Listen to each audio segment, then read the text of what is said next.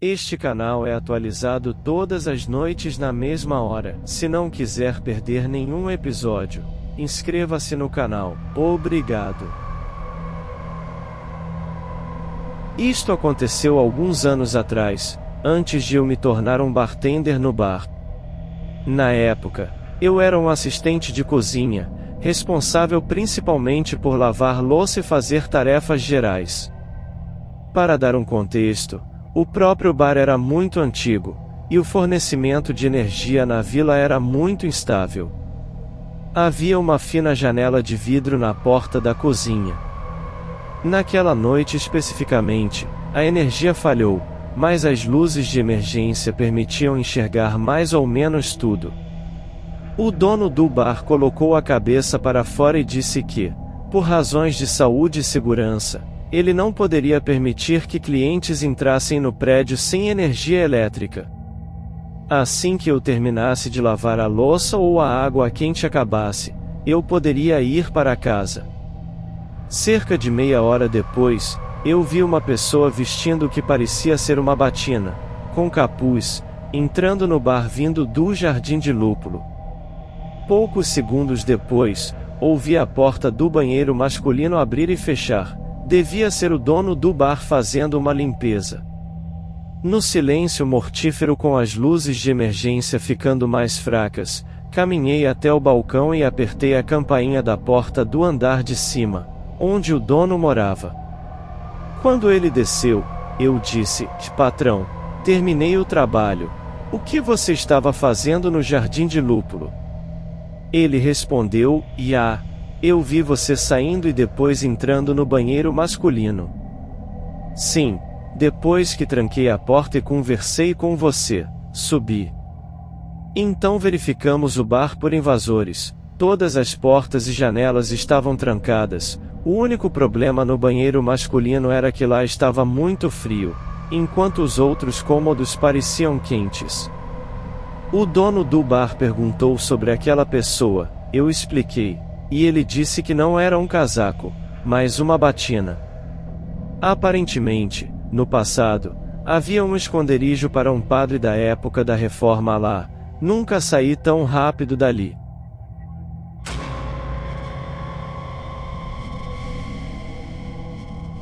Eu trabalhava como segurança noturno em um dos maiores, mais prestigiados e históricos hospitais dos Estados Unidos. Meus colegas e eu havíamos ouvido várias lendas sobre esse prédio, mas o que vou compartilhar é uma experiência assustadora que eu mesmo vivi lá. O prédio foi construído no final do século XIX e originalmente abrigava o setor psiquiátrico do hospital. Naquela época, o entendimento sobre doenças mentais era muito limitado. Além disso, o hospital era conhecido por suas pesquisas médicas, o que me fez acreditar que alguns experimentos terríveis poderiam ter sido realizados naquele prédio.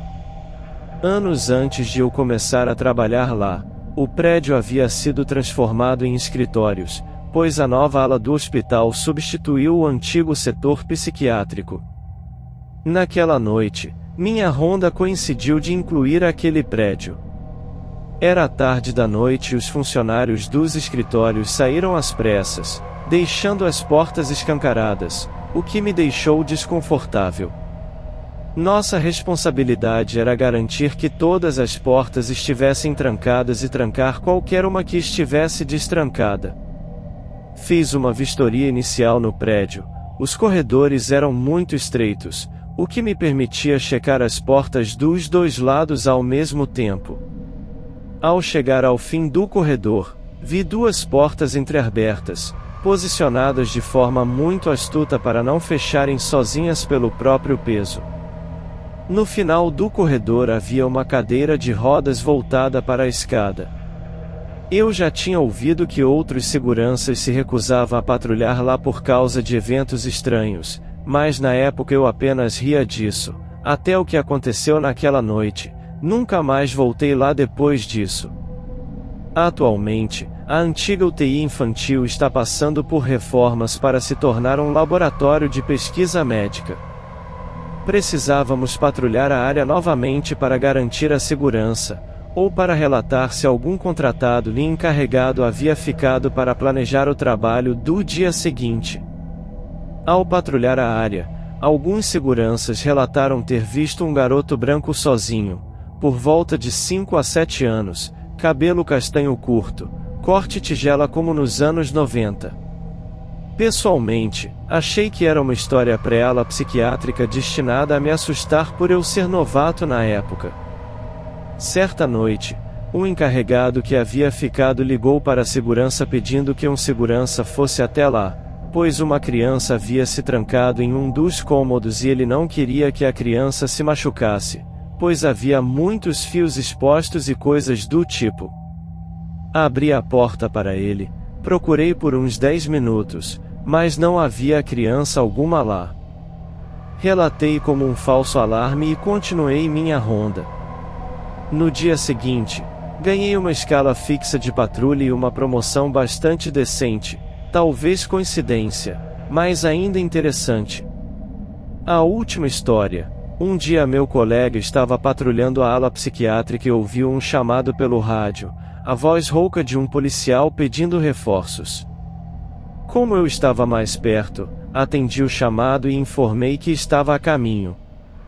Quando cheguei, a cabeça dele estava enterrada entre os joelhos, chorando em silêncio, com uma luminária quebrada ao lado. Antes da minha experiência com as estranhezas daquele prédio, eu poderia ter considerado o testemunho dele tolo, mas ele insistiu que algo prendeu ali até a luminária começar a balançar freneticamente, o liberando para se mover e rapidamente se esquivar. Ajudei-o a levantar, acalmei-o e o levei até a supervisora. Ela gritou para outro supervisor que quase perderam mais alguém naquele prédio. O outro supervisor riu e disse: "Você sabe que eu odeio ir lá. O cara é meu colega de quarto e odeia quando menciono aquela experiência."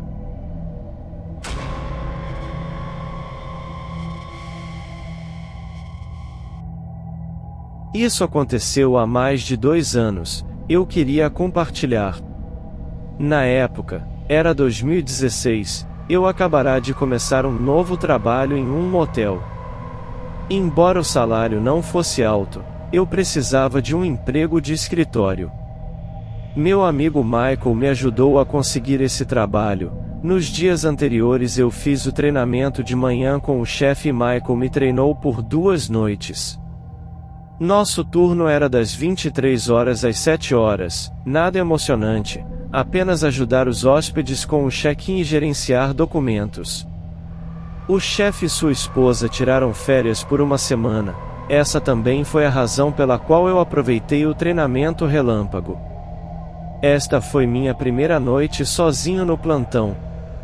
Havia uma câmera de segurança com monitores ao redor do escritório, janelas de vidro ampliadas em todo o prédio do escritório, uma porta de vidro na entrada, diferente da maioria dos motéis que tem janelas à noite, muito estranho durante toda a noite. Por volta da 1 hora, eu estava fazendo o procedimento de check-in normal quando um homem entrou e perguntou se tínhamos quartos vagos.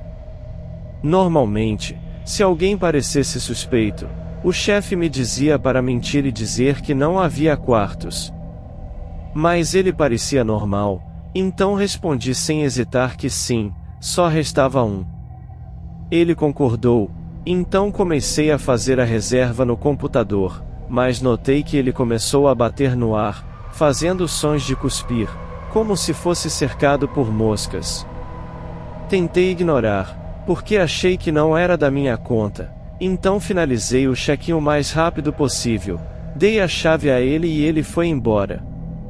Eu poderia ser descrito como muito medroso na época, havia muita coisa na minha vida pessoal, espero que entendam minha reação ao que aconteceu depois. O homem voltou do quarto, bateu forte na porta de vidro, me assustando. Fiquei apavorado. Olhei para cima e o vi me encarando. Ele abriu a porta, enfiou a cabeça para dentro e disse: "Não consigo entrar no quarto. Por que você não me deixa entrar?" Minha única defesa foi tentar ajudá-lo. Então respondi: "Talvez você tenha tido algum problema. Está bem. vou dar outra chave a você. A expressão em seus olhos era indescritível. Me senti em perigo absoluto. Dei a ele a nova chave, ele voltou para o quarto. Tentei mandar mensagem para o Michael, pois ele era meu treinador. Embora fosse muito tarde, ele deveria estar dormindo, mas eu precisava de alguma orientação. Sem resposta de Michael, sabia que o homem estava descendo novamente. Fiquei completamente em pânico. Corri para o escritório dos fundos, tranquei a porta, tirei a faca do bolso. É muito importante se manter protegido trabalhando à noite. Ouvi o homem gritando alto no escritório: "Por que você não me deixa entrar no quarto? Você não gosta de mim?" Eu, idiota, não mantive minha posição, não liguei para a polícia quando tive medo, mas decidi lidar com a situação sozinho, respondendo: "Estou ligando, já sairei." Então continuei ligando sem parar para o Michael, mas sem resposta. Então respirei fundo algumas vezes e saí do escritório. O homem não estava lá, ele estava no banheiro. Ouvi ele dizendo para si mesmo com raiva: "E mate-a, mate-a." Meu coração afundou, ainda era idiota, não liguei para a polícia. Quando ele saiu eu disse: "Sua chave está com defeito, me desculpe, deixe-me levá-lo ao seu quarto." Ele concordou. Felizmente eu vestia um suéter de manga comprida, então quando meus braços pendiam poderia esconder a faca. Comecei a caminhar para fora, ele insistiu em me seguir por trás. Começamos a subir as escadas em direção ao quarto dele. Suava de nervosismo, sempre olhando para trás para me certificar de que ele não faria nenhum movimento. Ele parou em um quarto, eu parei a alguns quartos do dele, sorrindo e dizendo: "Oh, este é o quarto errado, este é o seu quarto", como estava claro na porta. Ele continuou andando pelo quarto de outra pessoa, tentando abrir a porta. Senti pena deles, corri de volta para o escritório, tranquei a porta. Meu próximo hóspede para o check-in foi um policial de algumas cidades distantes. Pedi desculpas por ter que contar sobre o homem para eles, mas eles pareciam dispostos a ficarem vigilantes e patrulharem a área.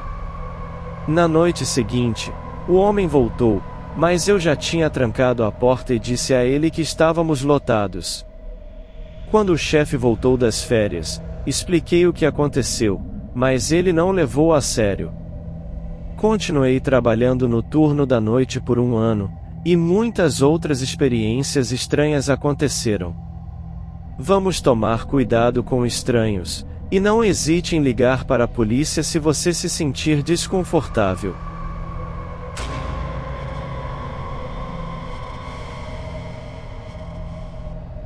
Comecei o trabalho de bartending neste lugar. Todos os funcionários me disseram para não fechar sozinho, mas nunca me explicaram o motivo. 2 meses depois, nosso porteiro pediu demissão, então eu estava fechando o bar, por volta das 2 da manhã, sozinho. A porta já estava trancada para que eu pudesse limpar, sem que ninguém pudesse entrar depois que eu terminasse a limpeza. Depois de terminar a limpeza, comecei a guardar as coisas, desliguei todas as máquinas de jogos, o jukebox e outras luzes, e depois caminhei em direção à porta, mas a música começou a tocar de repente. O som do jukebox era como dedos gelados acariciando meu pescoço. Mesmo já tendo desligado. Fui lá, liguei e desliguei de novo. Problema resolvido. Guardei as coisas novamente. Uma música de golfe começou a tocar. Pensei que a máquina estava com defeito, então fui até o interruptor para desligá-la, mas vi que não havia nenhum cabo conectado. Meu coração começou a bater mais rápido, como uma espada pendurada, pronta para cair a qualquer momento. Comecei a suar frio, andei em direção à porta, sem levar nada além das chaves e do celular. Assim que saí, me senti mais seguro, mas sabia que ainda precisava trancar a porta antes de fugir. Era uma porta metálica antiga e emperrada, que sempre travava, então eu sempre chutava para destravar. Porém, naquela noite, assim que chutei a porta, ouvi o som da fechadura se abrindo, e quando fez a clique, alguma coisa bateu na porta por dentro. Corri para o carro e dirigi o mais rápido que pude. O carro passou pelas ruas escuras e senti um frio invisível atrás de mim. No dia seguinte, fui chamado no escritório, acusado de deixar o jukebox ligado a noite toda, então contei ao meu chefe o que aconteceu. Revisamos as câmeras de segurança, dá para ver eu desligando o jukebox, depois dá para ver claramente a porta vibrando quando chutei, depois um segundo baque, desde então ninguém mais foi instruído a fechar sozinho. As luzes do escritório pareciam sombrias, senti como se um par de olhos invisíveis me observasse pelas costas.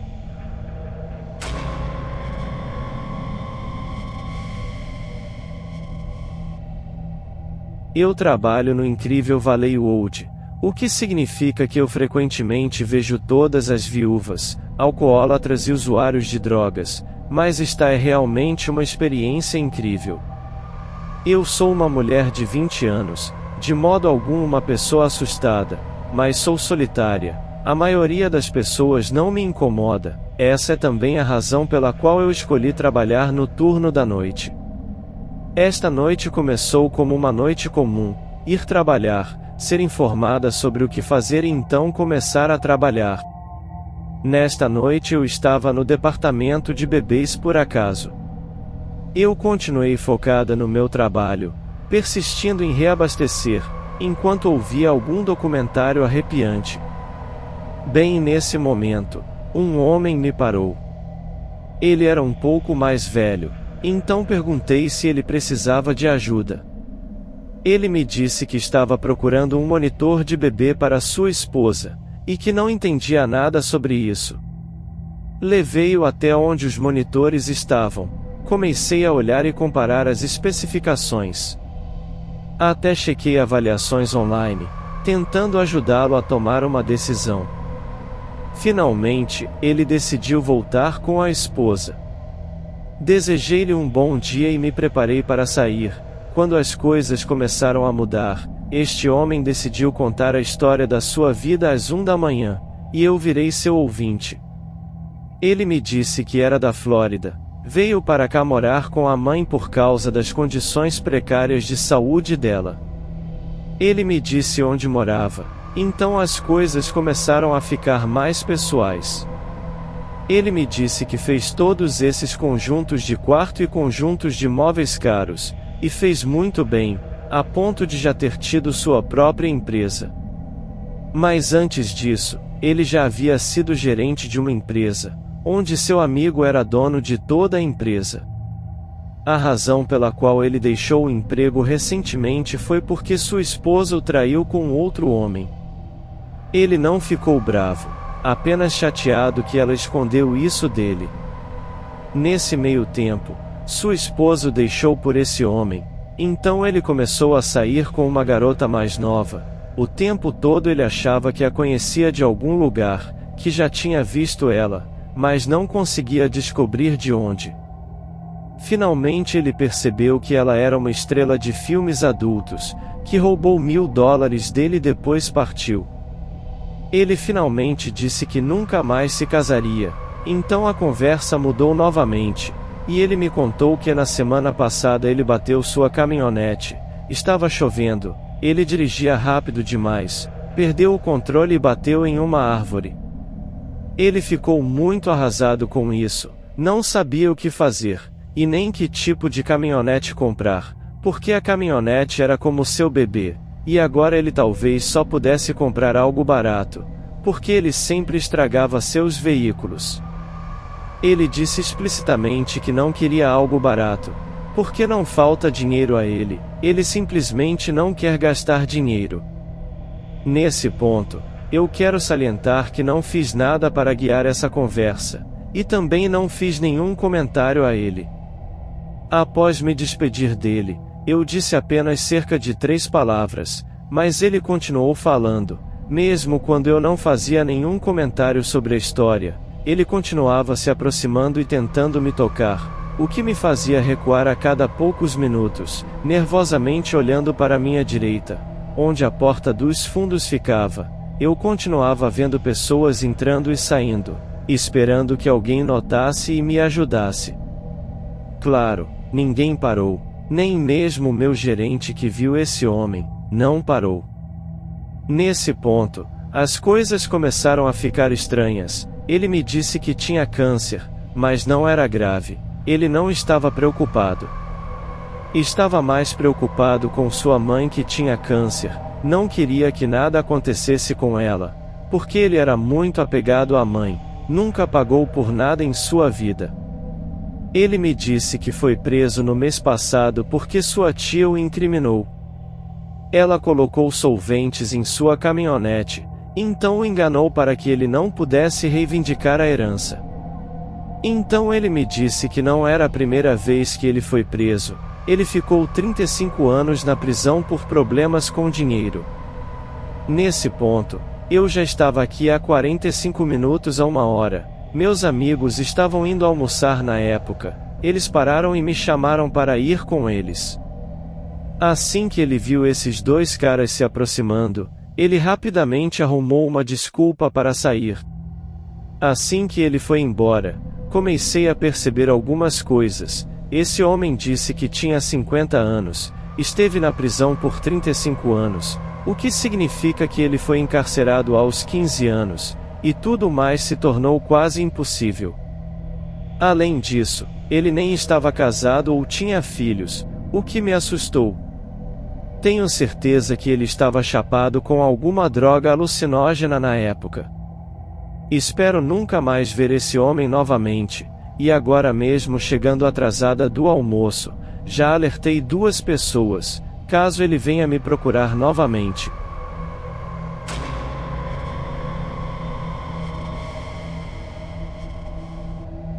Na minha adolescência, eu frequentemente me vi envolvido em diversos eventos sobrenaturais assustadores. O mais arrepiante ocorreu quando eu tinha 19 anos, e essa experiência sinistra também aconteceu com meu avô e meu pai.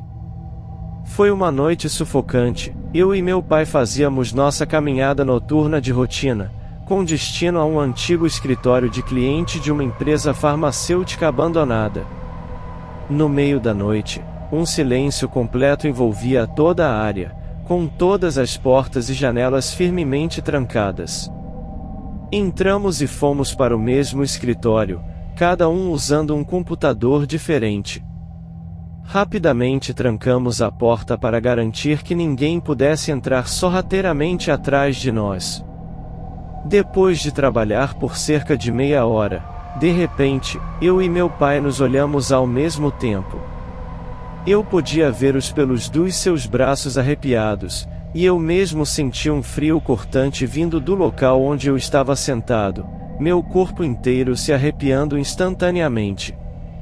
Nossos olhares se voltaram para a porta do escritório, onde uma mulher com um longo vestido branco apareceu.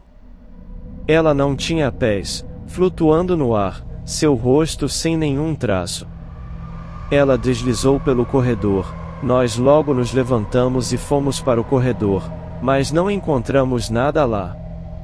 Meses depois, quando ouvi uma voz feminina chamando meu nome, meu pai também falou: "Você ouviu isso?" Pensei ter ouvido alguém chamando meu nome. Saímos apressadamente daquele lugar estranho, deixando as sombras que continuavam a assombrar nossas mentes.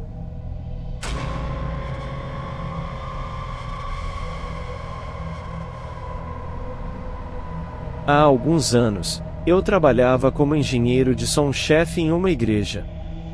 O trabalho exigia principalmente que eu estivesse ativo durante os horários de culto aos domingos.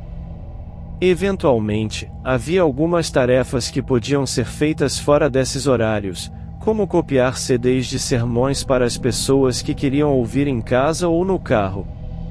Eu recebia pedidos para os mais variados sermões, às vezes séries que abrangiam vários meses, então eu precisava de tempo extra para completá-los, já que geralmente levava muito tempo. Como sou notívago, eu frequentemente ia à igreja no meio da noite e entrava com a chave para completar esses pedidos de cópia. Em uma noite específica, eu entrei na igreja por volta da 2 da manhã, já que eu conhecia muito bem o prédio e quase nunca acendia as luzes. A luz da rua que entrava pelas janelas era o suficiente para eu enxergar o caminho, mas além disso, o prédio estava completamente às escuras. O layout da igreja era o seguinte, e havia um saguão da frente. O saguão tinha uma porta que dava para o salão onde aconteciam os cultos. O salão tinha uma varanda no segundo andar, onde ficava a cabine de controle de som, com a máquina de copiar CDs. Só havia uma porta de acesso para a varanda, que podia ser trancada por dentro, e a porta ficava no saguão, com uma escada que levava até lá. A varanda era completamente aberta, sem vidro ou qualquer coisa separando, dava para ver todo o salão embaixo, os bancos, o palco, etc. Do ponto de vista acústico, o cômodo era muito bom. Se alguém falasse no palco, você podia ouvir claramente da parte de trás da igreja e da varanda. Se você não conseguisse ouvir o que estava escutando, também poderia facilmente identificar de qual parte do cômodo o som vinha, o que se tornou importante mais tarde. Quando subi a escada para a cabine de controle de som na varanda e acendi a luz, eu só liguei uma lâmpada pequena a uns 15 pés acima da minha cabeça. Eu não precisava de luz mais forte, aquela era a única iluminação em todo o salão. Eu sei que pode parecer loucura para algumas pessoas, mas para mim, estar sozinho no meio da noite em um prédio onde passei centenas de horas me trazia grande conforto. Comecei a copiar os CDs, imerso nos meus pensamentos e no silêncio tranquilo de toda aquela sala grande. Depois de uma hora de silêncio, de repente um som soou, me assustando. A uns 20-30 pés acima e abaixo de mim, no meio do lado esquerdo dos bancos, ouvi um tinido de porcelana nítido. O som era muito sutil, mas claro, inconfundível para mim. Eu sabia exatamente o que era aquele som, deixe-me explicar. Em outra parte da igreja, tínhamos uma cafeteria onde as pessoas tomavam café e rosquinhas todos os domingos. O café era sempre servido em xícaras de porcelana, xícaras básicas e comuns que você possa imaginar, talvez seu armário de cozinha esteja cheio delas. De qualquer forma, devido ao uso extensivo dessas xícaras, os garçons da cafeteria frequentemente recolhiam xícaras esquecidas pelos cantos da igreja para lavar. Eles costumavam perder algumas xícaras, escondidas nos vários cantos da igreja. Normalmente, os garçons carregavam várias xícaras de uma vez, elas batendo umas nas outras produzindo um tinido de porcelana muito característico. Antes, durante e depois dos cultos, esse era um ruído de fundo muito comum. Depois de trabalhar naquela igreja por mais de 10 anos, era um som muito familiar e que eu reconhecia. Mas devo dizer, nunca pensei conscientemente naquele som específico. Então tentei entender por que eu ouviria xícaras de café tilintando no salão da nossa igreja no meio da noite. Eu fiquei na varanda, olhando para a escuridão abaixo, tentando compreender tudo aquilo. Passaram-se alguns minutos até que minha curiosidade venceu. Eu tinha que descobrir o que estava produzindo aquele som. Desci até o saguão, onde ficavam os interruptores de luz. Já me senti muito melhor entrando no salão do primeiro andar com as luzes acesas. Da varanda eu havia conseguido identificar de onde vinha o som da porcelana. Mas infelizmente, agora que cheguei à fonte do som e acendi as luzes, não ouvia mais nada. Embora ainda fosse meio de semana, o salão não tinha sido limpo desde o domingo anterior, Então eu sabia que ainda havia algumas xícaras de café por aí. As pessoas costumavam deixar as xícaras em cima ou embaixo dos bancos, por toda parte. Examinei cuidadosamente cada fileira de bancos, sem encontrar xícaras. Sabendo que poderia haver algumas no chão, deitei-me no chão bem na frente do salão para poder ver embaixo de cada banco em ambos os lados. E de fato, havia algumas xícaras espalhadas no chão e embaixo de alguns bancos. Levantei-me e fui até aqueles bancos específicos, verificando a posição de cada xícara. Pensando agora, provavelmente deveria ter simplesmente recolhido todas. Mas tecnicamente aquilo não era meu trabalho, então apenas anotei mentalmente o fato mais importante naquele momento: nenhuma xícara estava perto uma da outra, a mais próxima ainda estava a 3, 4 pés de distância, longe o suficiente de poder produzir algum tinido. Embora não pudesse explicar o som que ouvirá, logicamente aquelas xícaras não poderiam ter feito aquele barulho. Não tinha resposta, mas me senti satisfeito e deixei aquilo de lado. Deixei o salão, apaguei as luzes no saguão e voltei para a varanda iluminada apenas pela lamparina, retomando o trabalho no silêncio recém-retornado. Uns 15 minutos depois, aconteceu novamente. No mesmo lugar exato, tinido. Meu coração parou, meus pelos se arrepiaram. Certo, eu pessoalmente havia verificado que a distância entre as xícaras não permitiria nenhum tipo de batida espontânea. Elas não tiniam. Corri escada abaixo até o saguão, acendi as luzes e entrei no salão novamente. Mais uma vez ajoelhei-me olhando sob os bancos, nada. Eu reconhecia aquele som, sem dúvida. Eu havia mapeado sua localização, mas não havia nada, nenhuma desordem, nenhuma possibilidade de xícaras batendo umas nas outras. Embora não pudesse explicar o som que ouvirá, me senti ao mesmo tempo apavorado e confuso. Voltei ao saguão, sem apagar todas as luzes, deixando uma acesa no salão. Agora havia 2 luzes, uma na varanda e uma no salão. Essa luz extra me fez sentir um pouco mais seguro enquanto subia a escada passando pela porta da varanda no andar de baixo. Tranquei-a por dentro. Não sabia o que estava acontecendo, talvez eu estivesse paranoico, mas não iria correr riscos. Subi novamente para a varanda para terminar o trabalho, e depois de mais uns 30 minutos de silêncio, o suficiente para eu relaxar achando que não haveria mais nenhum incidente estranho naquela noite, aconteceu novamente. Soou como um tiro. Levantei-me da varanda olhando ao redor, agora o cômodo estava iluminado por 2 luzes, o suficiente para clarear o ambiente, embora ainda escuro, mas não havia ninguém pregando peças, nem fantasmas, monstros ou sombras dançando. Sem grandes revelações, o som continuou, e eu também. Eu só queria terminar logo aquelas cópias de CD para poder sair daquela maldita igreja e dormir. O som continuou acontecendo, vez após vez. Talvez mais 15 minutos, ou outra meia hora, eu havia perdido a noção do tempo. Só sei que eventualmente parou, e o silêncio retornou. Em algum ponto, decidi que tudo aquilo era absurdo, com certeza havia uma explicação racional, e era estúpido ficar pensando naquilo.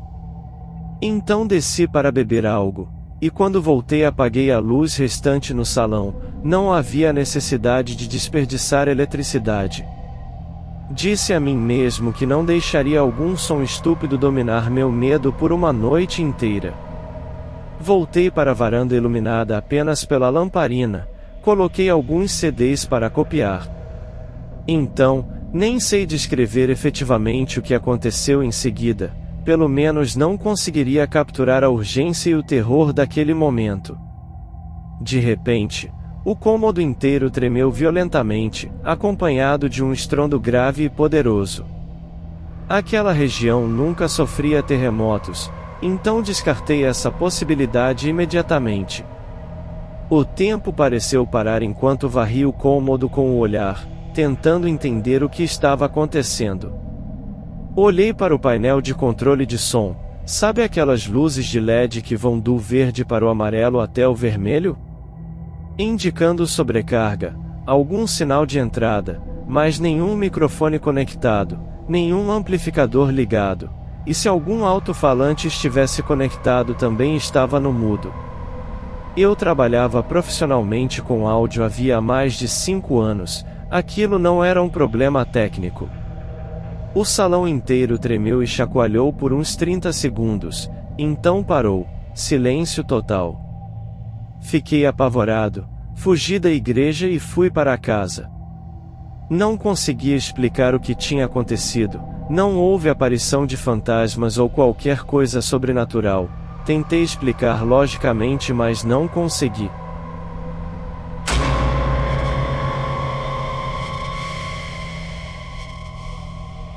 Obrigado por ouvir este programa. Se você gosta do meu canal, por favor se inscreva, dê um like e compartilhe com seus amigos. Até amanhã à noite.